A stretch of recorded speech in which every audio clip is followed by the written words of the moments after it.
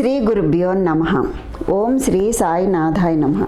ఆ సాయినాథుని అనుగ్రహంతో మనం 25వ అధ్యాయంలోకి ప్రవేశించాం. ఈ అధ్యాయంలో మనకి హేమాడ్ పంత్ గారు ఏం తెలియచేస్తున్నారు?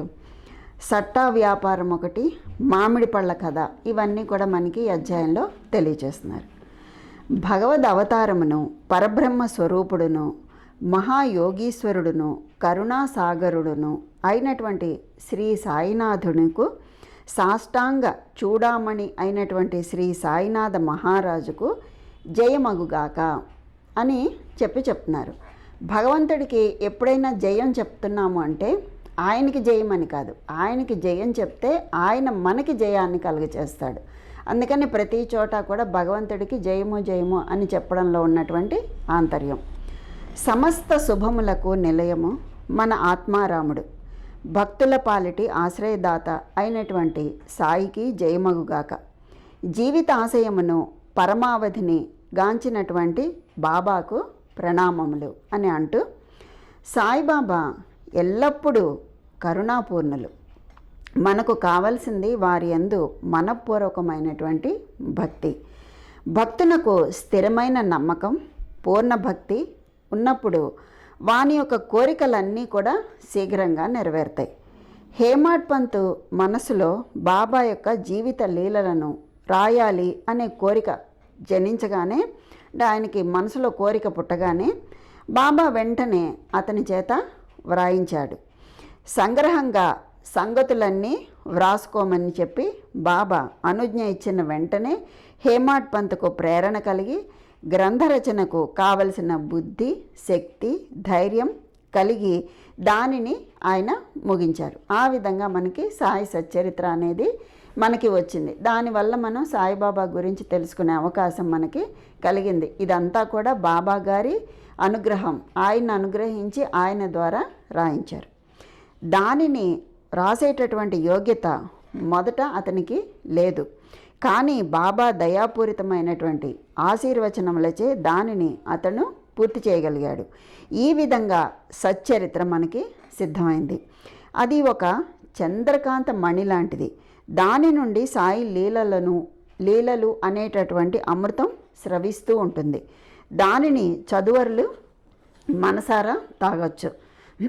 భక్తునకు సాయి యందు పూర్ణమైన హృదయపూర్వకమగు భక్తి కలిగినప్పుడు దుఃఖముల నుండి, అపాయముల నుండి బాబా కాపాడి రక్షిస్తూ ఉంటాడు.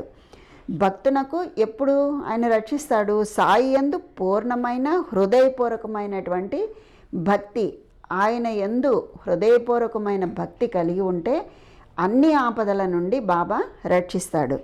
వాని యోగక్షేమములు బాబా చూచుకుంటూ ఉంటారు.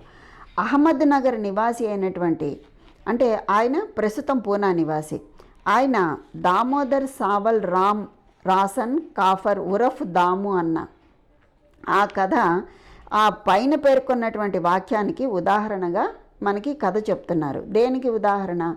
పరిపూర్ణమైన భక్తి ఆయన యందు ఉంటే ఏ విధంగా రక్షిస్తారు, ఆయన రక్షిస్తారు కదా, ఏ విధంగా రక్షించారు అన్న దానికి ఉదాహరణ ఈ అన్నాదాము కథను చెప్తున్నారు.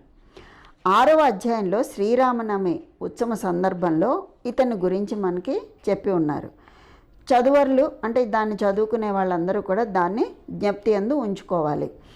అతడు 1895 సంవత్సరంలో శ్రీరామనవమి ఉత్సవాన్ని ప్రారంభించినప్పుడు షిరిడీకి వెళ్ళాడు. అప్పటి నుండి ఇప్పటి వరకు అలంకరించినటువంటి పతాకం ఒకటి కానుకగా ఇస్తూ ఉన్నాడు. అంతేకాకుండా ఉత్సవానికి వచ్చేటటువంటి పేదలకు అన్నదానం చేస్తూ ఉన్నాడు.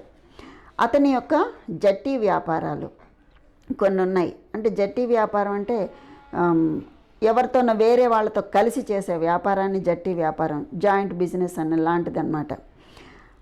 వాటి గురించి చెప్తున్నారు. అందులో మొట్టమొదటిది పత్తి వ్యాపారం గురించి చెప్తున్నారు.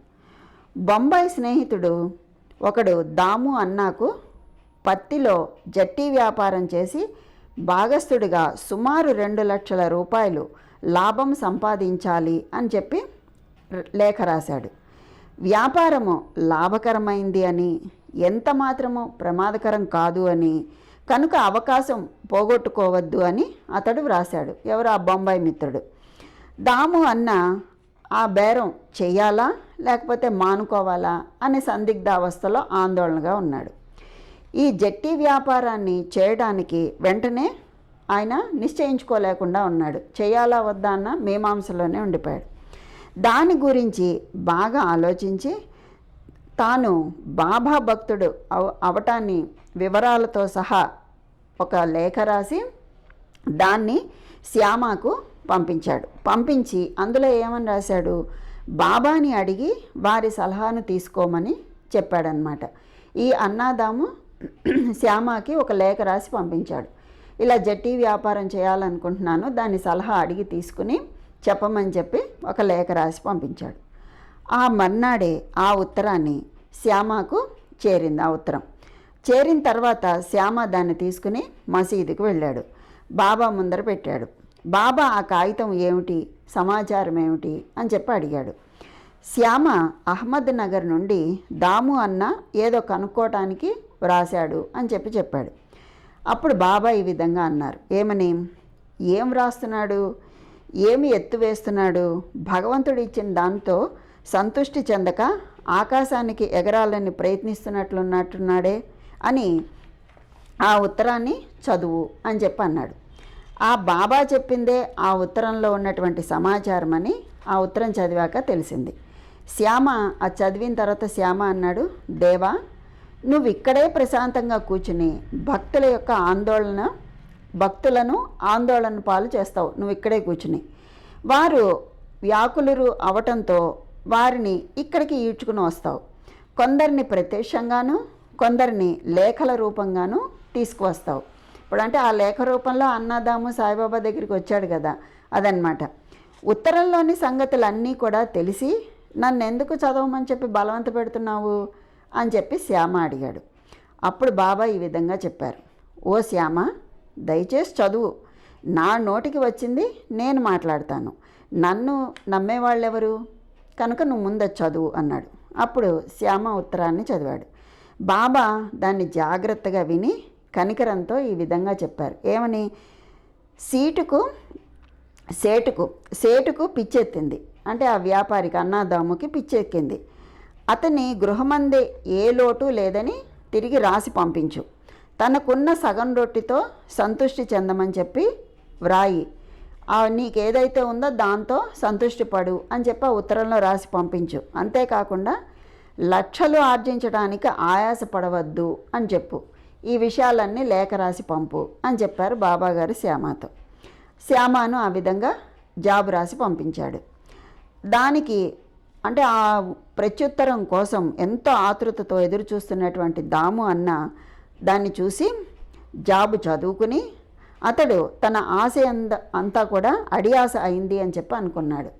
అంటే ఆ వ్యాపారం చేయవద్దు అని చెప్పి రాసి పంపించారు బాబాగారు.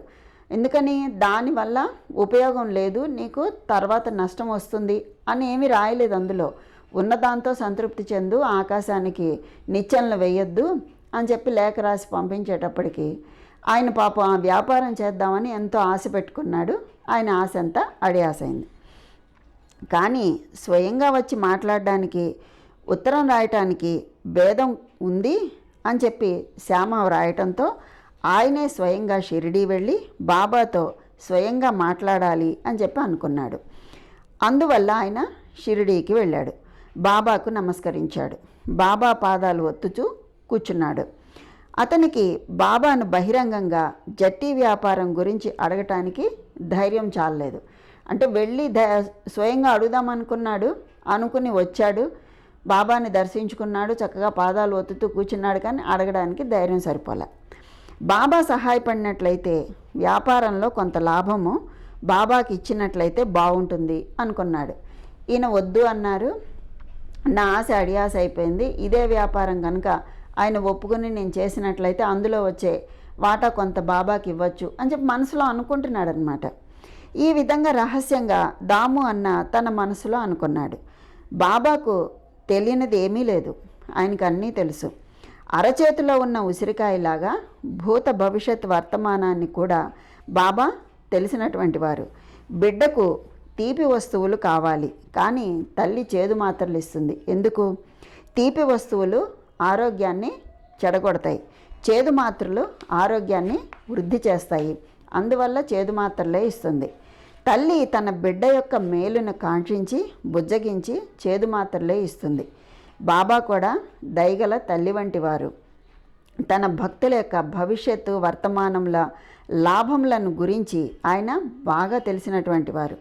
దాము అన్న మనస్సును కనిపెట్టి బాబా ఈ విధంగా అన్నారు. ఆయన మనసులో అనుకున్నాడు కదా, ఆ మనసును కనిపెట్టి చెప్తున్నారు. ప్రపంచ విషయాల్లో తగులుకొనుటకు నాకు ఇష్టం లేదు. నువ్వు అంటే అటువంటి వ్యాపారం చేయడం నాకు ఇష్టం లేదు అని చెప్పి పరోక్షంగా చెప్పారనమాట. బాబా యొక్క అసమ్మతి గ్రహించి దాము అన్న ఆ పనిని మానుకున్నాడు. ఆయన ఇష్టం లేదని చెప్పారు కదా, అందుకని అది తెలుసుకొని ఆయన ఆ పత్తి వ్యాపారాన్ని మానుకున్నాడు. ఆ తర్వాత ఇంకొక వ్యాపారం వచ్చింది, ధాన్యాల బేరం అన్నమాట. దానికి ఏం చేశాడు? కొంతకాలం తర్వాత ధాన్యము, బియ్యము, గోధుమలు మొదలైనటువంటి వాని యొక్క వ్యాపారం చేయటానికి తలపెట్టాడు. ఏంటిది? ధాన్యం, బియ్యం, గోధుమలు, వీటితో వ్యాపారం చేయాలని తలపెట్టాడు. ఈ ఆలోచన కూడా బాబా గ్రహించి చెప్పాడు. ఏమని? నువ్వు 5 షేర్లు చొప్పున కొని 7 షేర్లు చొప్పున అమ్మాల్సి వస్తుంది, కనుక ఈ వ్యాపారం కూడా మానుకో అని చెప్పారు. ఆ వ్యాపారాన్ని కూడా చేయడానికి అంగీకారం తెలపలేదు సాయిబాబా. కొన్నాళ్ళ వరకు ధాన్యం ధర హెచ్చుగానే ఉంది, కొన్నాళ్ళ వరకు బాగానే ఉంది ధర. కానీ 1 మాసము 2 మాసములు వర్షములు విశేషంగా కురిశాయి. దానివల్ల ధరలు హఠాత్తుగా పడిపోయాయి. ధాన్యాలు నిల్వ చేసిన వారంతా కూడా చాలా నష్టపోయారు. ఈ దురదృష్టం నుండి దాము అన్న కాపాడబడ్డాడు. పత్తి జట్టి వ్యాపారం కూడా కూలిపోయింది. అంటే ఇటు ధాన్యం వ్యాపారం పోయింది, ఇంతకుముందు చేద్దాం అనుకున్న పత్తి వ్యాపారం కూడా ఆ విధంగానే కూలిపోయింది. ఆ విధంగా బాబా చెప్పడంతో, అతను మానివేయడంతో అతను ఆ నష్టం నుంచి కాపాడబడ్డాడనమాట. ఆ దళారి ఇంకొక వర్తకుని సహాయంతో వ్యాపారం చేశాడు. ఎప్పుడైతే ఈ దాము అన్న చేయనన్నాడో వేరే అతనితో వ్యాపారం చేశాడు. మదుపు పెట్టిన వాళ్ళకి చాలా గొప్ప నష్టం వచ్చిందట. బాబా తనను 2 సార్లు గొప్ప నష్టం నుండి తప్పించను అని దాము అన్నకు బాబా ఎందుగల నమ్మకము మరింత పెరిగింది. బాబా మహా సమాధి చెందే వరకు వారికి నిజమైన భక్తుడిగా ఉండిపోయాడు.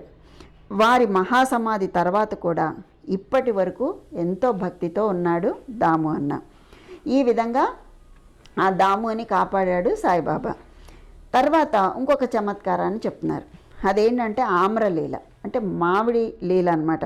మామిడి పళ్ళతో చేసినటువంటి లీల. అదేంటంటే ఒక రోజున 300 మామిడి పండ్లు పార్సిల్ ఒకటి వచ్చిందట. రాలే అనేటటువంటి మామల్తదారు గోవా నుంచి శ్యామ పేరుతో బాబాకు పంపించాడు. అది తెరిచేటప్పటికి పళ్ళన్నీ కూడా బాగానే ఉన్నాయి. అది శ్యామ స్వాధీనంలో ఉంది. అందులో 4 పండ్లు మాత్రం బాబా కొలంబాలో పెట్టారు. కొలంబా అంటే మనం ఇంతకుముందు అధ్యాయంలో చెప్పుకున్నాం, కొండ అన్నమాట. ఆ కొండలో పెట్టారు. బాబా ఈ 4 దాము అన్నాకు అవి అక్కడనే ఉండాలి. ఈ 4 పళ్ళు ఎవరి కోసం? దాము అన్నా కోసం, కనుక అవి అక్కడే ఉండాలి అని చెప్పి బాబా చెప్పారు. దాము అన్నాకు 3 భార్యలు.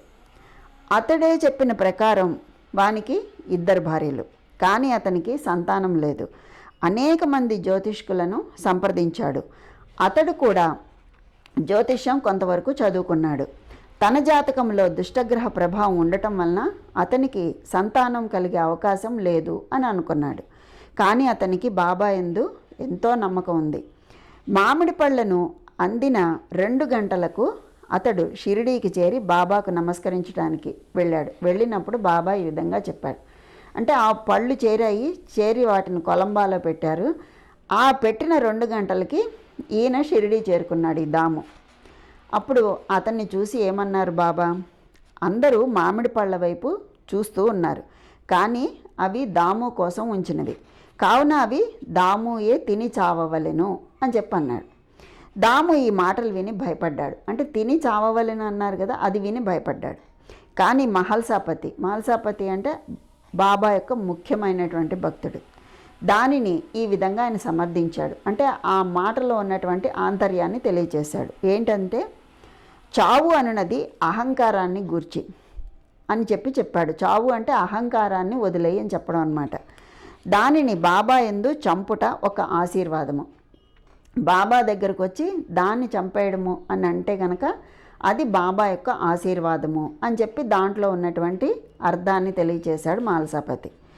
బాబా అక్కడ అతన్ని ఈ విధంగా చెప్పాడు. ఏమని చెప్పాడు? నువ్వు తినద్దు ఆ మామిడి పళ్ళు. ఏం చేయమని చెప్పారు బాబా గారు దాముతోటి? నువ్వు తింటావేమో, నువ్వు తినద్దు, నీ చిన్న భార్యకి ఇవ్వు. ఈ ఆమ్రలీల ఆమెకు 4 కొడుకులను 4 కుమార్తెలను ప్రసాదిస్తుంది అని చెప్పారు. చెప్పగానే దాము ఆ ప్రకారంగానే చేశాడు. కొంతకాలానికి బాబా మాటలు నిజమయ్యాయి, జ్యోతిష్కుని మాటలు ఉత్తవయ్యాయి. బాబా మాటలు వారి సమాధికి పూర్వమే కాక ఇప్పుడు కూడా వారి మహత్యాన్ని స్థాపిస్తూ ఉన్నాయి అని చెప్పి బాబా ఈ విధంగా చెప్పారన్నమాట. సమాధి చెందినప్పటికీ నా సమాధిలో నుంచి నా ఎముకలు మాట్లాడతాయి. బాబా గారు చెప్తున్నారు, నేను సమాధి చెందినప్పటికీ నా సమాధిలో నుంచి నా ఎముకలు మాట్లాడతాయి. అవి మీకు ఆశను నమ్మకాన్ని కలిగిస్తాయి. నేనే కాక నా సమాధి కూడా మాట్లాడుతుంది, కదులుతుంది. మనస్ఫూర్తిగా శరణుజొచ్చిన వారితో మాట్లాడతాను. నేను మీ వద్ద ఉండనేమో అని మీరు ఆందోళన చెందొద్దు. నా ఎముకలు మాట్లాడుతూ మీ క్షేమాన్ని కనుగొంటూ ఉంటాయి. ఎల్లప్పుడూ నన్నే జ్ఞప్తి యందు ఉంచుకోండి. నా యందే మనపూర్వకమగు హృదయపూర్వకమగు నమ్మకాన్ని ఉంచుకోండి. అప్పుడే మీరు మిక్కిలి మేలును పొందుతారు అని చెప్పి బాబా ఈ విధంగా తెలియచేశారు. ఇంకా ఈ అధ్యాయంలో ఏం చెప్తున్నారు? హేమాడ్ పంతు ఈ అధ్యాయము ఒక ప్రార్థనతో ముగిస్తూ ఉన్నాడు. ఏంటంటే అది, ఓ సాయి సద్గురు, భక్తుల కోరికలను నెరవేర్చు కల్పవృక్షమా, మీ పాదములను మేమెన్నటికీ మరవకుందుముగాక. మీ పాదములను ఎప్పుడూ చూస్తూ ఉండెదముగాక. ఈ సంసారమనే చావు పుట్టుకలచే మిక్కిలి బాధపడుతూ ఉన్నాము. ఈ చావు పుట్టుకల నుంచి మమ్మల్ని తప్పించుము. మా ఇంద్రియములు విషయములపై పోనీయకుండా అడ్డుకొనండి. మా దృష్టిని లోపలకు మరల్చి ఆత్మతో ముఖాముఖి చేయండి. ఇంద్రియములు మనస్సు బయటకు పోవు నైజము ఆపునంత వరకు ఆత్మసాక్షాత్కారంనకు అవకాశం లేదు. అంటే ఇంద్రియములు మనస్సు బయటికి వెళ్ళిపోతూ ఉంటాయి, వాటి నైజం అది. మనం ఎంత అదుపులో పెట్టినా అదుపులో ఉండవు, అవి వెళ్ళిపోతూ ఉంటాయి. వాటి నైజమే అది, సహజ గుణం. కానీ వాటిని ఆపునంత వరకు ఆత్మసాక్షాత్కారానికి అవకాశం ఉండదు. అవి ఎప్పుడైతే ఆగుతాయో అప్పుడే ఆత్మసాక్షాత్కారం లభిస్తుంది. అంత్యకాలమునగా కొడుకు కానీ భార్య కానీ స్నేహితుడు కానీ ఉపయోగపడరు. నీవే మాకు ఆనందాన్ని మోక్షాన్ని కలుగచేసేటటువంటి వాడవు. వివాదములందు దుర్మార్గపు పనులందు మాకు గల ఆసక్తిని పూర్తిగా నశింపచేయుము. నీ నామస్మరణ చేయటానికి జిహ్వ ఉత్సాహించుగాక. అంటే నీ నామస్మరణ చేయటానికి నాలుక ఎప్పుడు ఉత్సాహం చూపించేలాగా చెయ్యి తండ్రి అని చెప్పి ప్రార్థిస్తున్నారు. ఇదంతా ప్రార్థన అన్నమాట. సమాలోచనలు అన్నీ మంచివే అగుగాక, చెడ్డవే అగుగాక.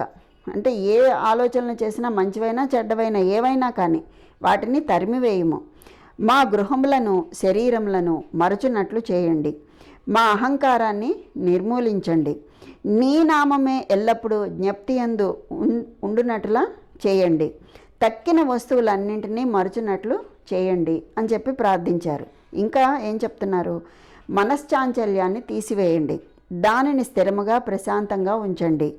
నీవు మమ్ములను గట్టిగా పట్టి ఉంచినట్లయితే మా అజ్ఞాన అంధకారము నిష్క్రమిస్తుంది. నీ వెలుతురునందు మేము సంతోషంగా ఉంటాము. మమ్ములను నిద్ర నుండి లేపండి. నీ లీలామృతము తాగే భాగ్యాన్ని నీ కటాక్షము చేత గత జన్మలలో మేము చేసిన పుణ్యము వలన కలిగింది అని చెప్పి ఈ విధంగా ఆయన ప్రార్థించారు. ఇందులో ముఖ్యంగా గమనించాల్సింది ఒకటి చెప్తున్నారు. దాము అన్న ఇచ్చిన వాంగ్మూలము ఈ సందర్భంలో గమనించదగినది అని చెప్తున్నారు. ఏంటంటే అది, ఒకనాడు అనేక మందితో నేను కూడా, అంటే హేమాడ్ పంత్ కూడా బాబా పాదముల వద్ద కూర్చుని ఉన్నప్పుడు నా మనసునందు 2 సంశయాలు కలిగాయి. ఆ రెండింటికి బాబా ఏ విధంగా జవాబిచ్చారో చెప్తున్నారు. అందులో ఒకటి, సాయిబాబా వద్ద అనేక మంది గుమిగూడుతూ ఉన్నారు. వారందరూ బాబా వలన మేలు పొందెదరా, దీనికి బాబా ఏ విధంగా జవాబిచ్చను? ఆయనకి ఒక సంశయం వచ్చింది. ఎంతోమంది గుమిగూడారు, అందరూ కూడా బాబా వల్ల మేలు పొందుతున్నారా అన్న సంశయం ఆయనకి మనసులో కలిగింది. దానికి ఏమని చెప్పారు? మామిడి చెట్ల వైపు పూత పూసి ఉన్నప్పుడు చూడండి అని చెప్తున్నారనమాట. మామిడి చెట్టు ఉంది, దాన్ని బాగా పూత మీద ఉన్నప్పుడు దాని వైపు చూడండి. పువ్వులన్నీ కనుక పళ్ళైనట్లయితే ఎంత మంచి పంట అవుతుంది. నిజమే కదా, మామిడి మంచి పూత మీద ఉంది, ఆ పూత అంతా కూడా మామిడి పళ్ళు అయితే ఎంత మంచి పంట అవుతుంది. కానీ ఆ విధంగా జరుగుతుందా? జరగదు కదా. ఎందుకని? పువ్వుగానే చాలా మటుకు రాలిపోతాయి, గాలికి పిందెగా కొన్ని రాలిపోతాయి. అంటే కొన్ని పిందెలు అవుతాయి, పిందెగా కొన్ని రాలిపోతాయి, కొన్ని మాత్రమే మిగులుతాయి.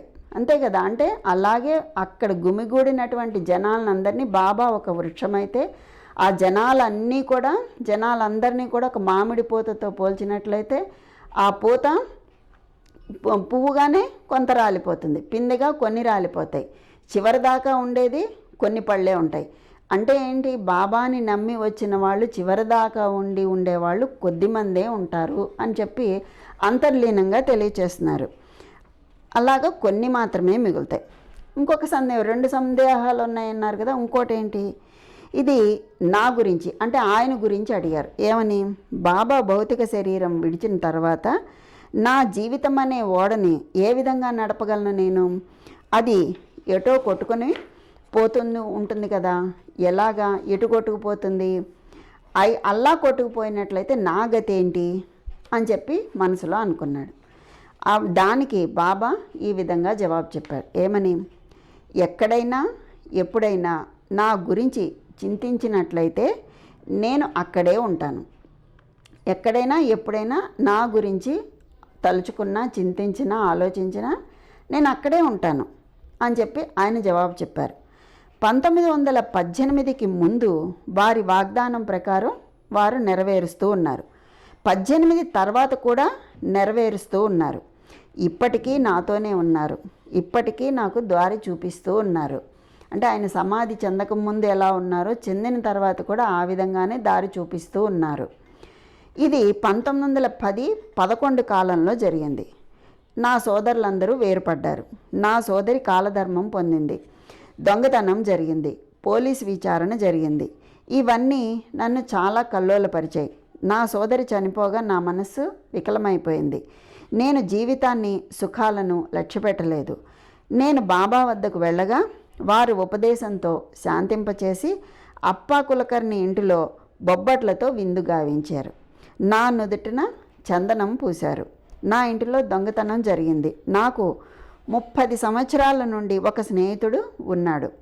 అతడు నా భార్య యొక్క నగల పెట్టిని దొంగిలించాడు. అందులో శుభమగు సత్తు ఉండెను. సత్తు అంటే నాసికాభరణం, అంటే ముక్కు పొడక అన్నమాట. ఆ పెట్టెలో ఉంది. బాబా ఫోటో ముందు ఆ విషయం అంతా తెలుసుకుని ఇదంతా చెప్పి బాబా ఫోటో ముందు ఏడ్చాను. ఆ మరుసటి రోజే ఆ మనిషి ఆ నగల పెట్టెను తిరిగి ఇచ్చేసి క్షమాపణ చెప్పాడు అని చెప్పారనమాట. ఆయన సంగతి అంతా, జరిగిన సంగతి అంతా. ఈ విధంగా ఆయన ఈ అధ్యాయాన్ని ముగించారు. మనము ఇంకొక చిన్న విషయాన్ని చెప్పుకొని ఈ అధ్యాయాన్ని సంపూర్ణం చేసుకున్నాం. అదేంటంటే, బాబాకి రొట్టెలంటే ఇష్టం అంటారు కదా. మరి రొట్టెలంటే ఇష్టమా అంటే, బాబాకి రొట్టెలంటే ఇష్టం. అందుకే బాబాకి గురువారం రొట్టెలు చేసి పెడతాం అని భక్తులు అంటూ ఉంటారు. అది మనం వింటూ ఉంటాం కదా. చాలా చోట్ల విన్నాం మనం. ఏమని? అయ్యో బాబాకి రొట్టెలు ఇష్టం, ఈరోజు రొట్టెలు పెట్టడం కుదరలేదు అని చెప్పి చాలామంది బాధపడిపోతూ ఉండడం మనం గమనిస్తూ ఉంటాం. ఇందులో అసలు నిజమేంటి అంటే కనుక, ముందు గురువారం బాబాకి ఇష్టం అని అంటూ తెలియకుండానే ఆ వారానికి భక్తులు అవుతున్నారు చాలామంది. గురువారం అనగానే బాబా గారు గుర్తొచ్చే విధంగా భక్తులందరూ గురువారం సాయిబాబా గురువారం అనే విధంగా భక్తులు వచ్చేశారు. కానీ మనం భక్తులం కావాల్సింది ఎవరికి? గురువారానికి కాదు, బాబాకి అవ్వాలి. అంటే బాబాకి ఇష్టమైనవన్నీ చేయగలగాలి. ఇష్టమైన నైవేద్యం పెడితే సరిపోతుందా? అంటే బాబాకి రొట్టెలు ఇష్టమని రొట్టెలు పెడితే సరిపోదు కదా. ఆయన ఎలా ప్రవర్తించమన్నారు, జీవితంలో ఏం చేయమన్నారు, ఏమి అలవర్చుకోమన్నారు, ఇవన్నీ కూడా ఆయన చెప్పినవి ఆచరిస్తే ఆయన అంటే మనకిష్టం, మనమంటే ఆయనకి ఇష్టము కలుగుతూ ఉంటుంది. బాబా బోధనను అర్థం చేసుకుని పాటించినప్పుడు గురువారానికి కాకుండా గురువుకి భక్తులం అవుతాం, శిష్యులం అవుతాం. అంతే కదండి. గురువారానికి కాదు మనం అవ్వాల్సింది, గురువుకి భక్తులం అవ్వాలి. బాబా ఓ రోజు ఆకలిగా ఉందమ్మా అని లక్ష్మీబాయి షిండేని ఏమైనా తెచ్చిపెట్టమ్మా అని అడిగారు. అడిగితే మహారాష్ట్రలో ఎక్కువగా రొట్టెలు తింటారు కనుక లక్ష్మీబాయి ఏం చేసింది, ఆ రొట్టెలు చేసి తీసుకొచ్చి పెట్టింది. అదే బాబా షిరిడీలో కాకుండా ఇంకా వేరే ఏదైనా ఎక్కడైనా నివాసం ఏర్పరచుకుని ఉన్నట్లయితే ఆ ప్రాంతంలో ఏది తింటారో అదేగా తెచ్చి లక్ష్మీబాయి వండి పెట్టేది. అంతే కదా. అది అక్కడ ఉన్నారు కాబట్టి ఆ ప్రాంతంలో వాళ్ళు రొట్టెలు తింటారు కాబట్టి లక్ష్మీబాయి రొట్టెలు తీసుకొచ్చి పెట్టింది. దాంతో రొట్టెలు ఇష్టం అని చెప్పి అందరూ ఆ విధంగా చేస్తున్నారు. అదే ఇంకొక ప్రదేశంలో ఉన్నట్టయితే ఆ ప్రదేశం ఆచారం ప్రకారం వాళ్ళు అక్కడ ఏం తింటారు, వరి తింటారు కొంతమంది. అదే అన్నంగా వండి తీసుకొచ్చి పెడతారు కదా. అదే చెప్తున్నారు ఇక్కడ, ఎక్కడ ఏ ప్రాంతంలో ఏది తింటారో అదే తీసుకొచ్చి పెడతారు కదా, అదే వండి పెట్టేది అని చెప్పి చెబుతూ బాబాకి కుక్కలు ఇష్టం. అంటే మిగిలిన జీవులు అంటే ఇష్టం లేదనా? అది కాదు. అసలు రుచి యందు ఏమాత్రం ఆసక్తి కనపరచని బాబాకి రొట్టెలు ఇష్టం, వంకాయ కూర అంటే ఇష్టం అని ఏ చరిత్రలో చెప్పారు? ఏమీ చెప్పలేదు. అక్కడ ఉన్న సందర్భాన్ని వివరించారు, అంతేగాని అది ఇష్టమని చెప్పలేదు. ఇక్కడ మనం తెలుసుకోవాల్సింది అదే, బాబా చేసే చర్యల ద్వారా బాబా మనకి ఏమి నేర్పించాలి అనుకుంటున్నారో దాన్ని మనం అర్థం చేసుకోవాలి. ఇక్కడ మరో విషయం చెప్పుకోవాలి. బాబా తత్వం స్పష్టంగా అర్థమవుతూ ఉంటుంది. ఈ సందర్భంలో బాబా తనకు అని అడిగి తెప్పించినటువంటి రొట్టెని కుక్కకి పెట్టారు. నాకు ఆకలిస్తోంది, ఏదైనా తెచ్చిపెట్టమ్మా అని అడిగితే ఆ లక్ష్మీబాయి రొట్టెలు తెచ్చింది కదా, అది తను తినకుండా కుక్కకి పెట్టారు. లక్ష్మీబాయికి కోపం వచ్చింది. బాబా ఒకవేళ కుక్కకి అని లక్ష్మీబాయిని అడిగి ఉంటే అంత వేగంగా అంత ప్రేమగా తెచ్చిపెట్టి ఉండేదా? దీనికి సమాధానం ఎవరు చెప్పలేరు. అంతే కదా. నాకు కుక్కకి ఆకలిస్తోంది తెచ్చిపెట్టంటే ఎవరు తెస్తారు? నిజానికి ఎవరు తేరు. నాకు అని చెప్పి బాబా చెప్పాడు కాబట్టి లక్ష్మీబాయి అంత వేగంగా రొట్టెలు చేసి పట్టుకొచ్చింది.